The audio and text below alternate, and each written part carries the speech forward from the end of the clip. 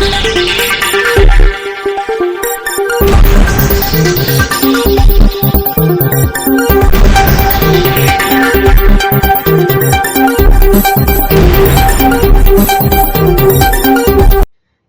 દર્શક મિત્રો, ચિનોટ સમાચારમાં આપ સૌનું હાર્દિક સ્વાગત છે। વડોદરા ક્રાઇમ બ્રાન્ચે ગાંજાની હેરાફેરીના કેસમાં નાસ્તા ફરતા વોન્ટેડ આરોપીની ધરપકડ કરી આગળની કાયદેસરની કાર્યવાહી હાથ ધરી છે।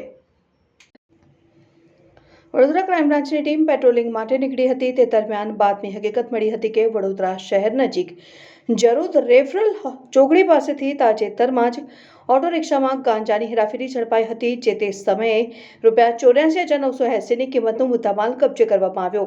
આ કેસની તપાસમાં આરોપી મોહમ્મદ શેખ રહેવાસી રાજારાણી તળાવ પાસે પાણીગેટનું નામ ખુલ્યું હતું। તે ઇસમ પાણીગેટ રાણાવાસ પાસે હાજર છે, જે અંગેની મળેલી માહિતીના આધારે બાતમીવાળી જગ્યાએ જઈને તપાસ કરતા સ્થળ ઉપરથી આરોપી મોહમ્મદ હુસૈન ઉર્ફે મોહસિન જાન મોહમ્મદ શેખ ઉંમર વર્ષ 33ને વડોદરા ક્રાઇમ બ્રાન્ચે ઝડપી પાડ્યો હતો। અત્રે ઉલ્લેખનીય છે કે પકડાયેલ આરોપી મોહમ્મદ હુસૈન શેખ ગુનાહિત ઇતિહાસ ધરાવે છે અને તેની વિરુદ્ધમાં હત્યાની કોશિશ, રાયોટિંગ સહિતના 9 જેટલા ગુના નોંધાયા છે। આ ઉપરાંત સને 2015માં આરોપી પાસામાં જઈ આવ્યો હોવાનું સામે આવ્યું છે। બ્યુરો રિપોર્ટ, ચિનોટ સમાચાર ન્યૂઝ, વડોદરા।